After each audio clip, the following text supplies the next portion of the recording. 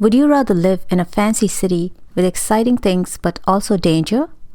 Or in a peaceful countryside with simple things but total safety? Think about it, because that's exactly the choice these two mice had to make.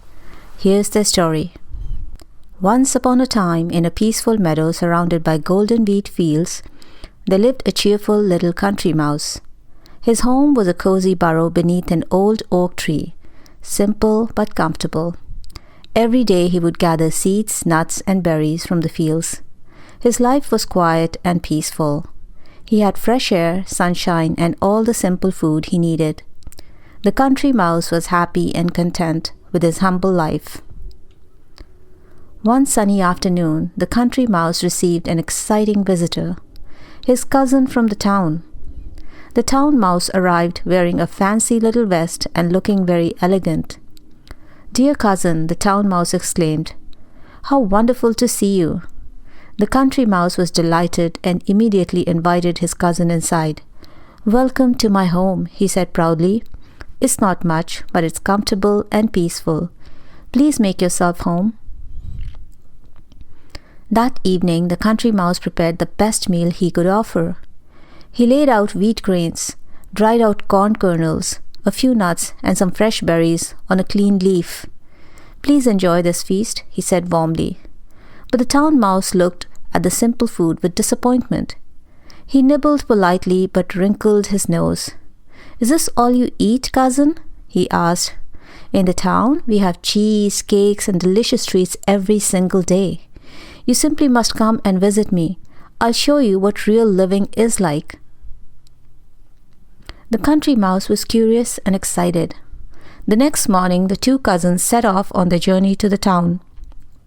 They traveled through forests and across fields until they reached the busy town with its tall buildings, noisy streets, and rushing carriages.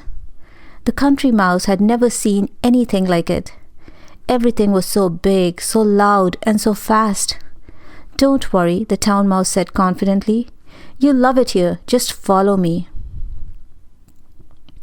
The town mouse led his cousin to an enormous, magnificent house with marble floors and crystal chandeliers. They squeezed through the tiny crack in the wall and entered the grand dining room. The country mouse gasped in amazement. Never had he seen such splendor. There were thick carpets, golden decorations, and most delicious smells filling the air. "This is where I live," the town mouse announced proudly. "Isn't it wonderful? Now you'll see how a mouse should really live." On the dining table sat the remains of a lavish feast: mountains of cheese, pieces of roasted meat, bread with butter, sweet cakes, pastries, and fruits of every kind. The country mouse couldn't believe his eyes. "Help yourself to anything you like," the town mouse said generously. The country mouse carefully climbed onto the table and took a tiny bite of cheese. It was the most delicious thing he had ever tasted. "This is incredible," he exclaimed. Perhaps his cousin was right. Perhaps this was how mice should live. Suddenly, the dining room door burst open. A huge cat came prowling into the room, its green eyes gleaming, its whiskers twitching. "Run!" the town mouse shouted. Both mice scurried as fast as they could, their hearts pounding with terror. They barely escaped through a crack in the wall, squeezing through just as the cat's paw swiped at them. The country mouse was trembling all over. "That was so frightening," he gasped. "Don't worry," the town mouse said, catching his breath. "That happens sometimes. You get used to it." After waiting nervously for several minutes, the town mouse peeked out. "The coast is clear. Let's get back to the feast." They crept back to the table cautiously. But just as the country mouse was about to take another bite, heavy footsteps echoed through the house. This time, it was the humans returning. A maid rushed into the room with a broom. "Mice! Shoo! Get out!" she shrieked, swinging the broom wildly. Once again, the two mice had to flee for their lives, barely escaping the chaos. The country mouse sat in the dark corner, his heart still racing, his whiskers still trembling.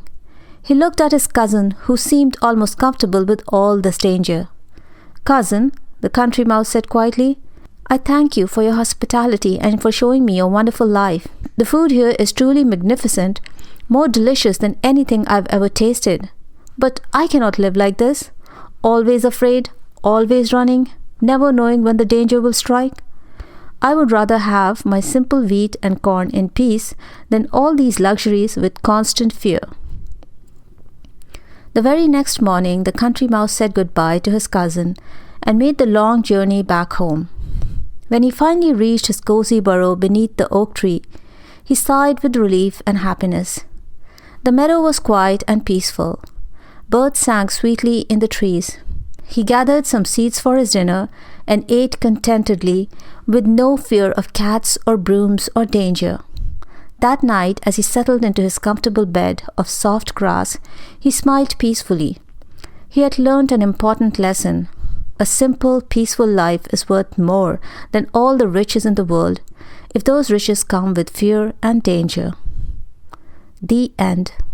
Moral of the story: a simple, peaceful life is better than a life of luxury filled with fear and danger. True happiness comes from contentment and safety, not from material riches. Thank you for listening. If you enjoyed this story, please subscribe for more tales every week. See you in the next trail.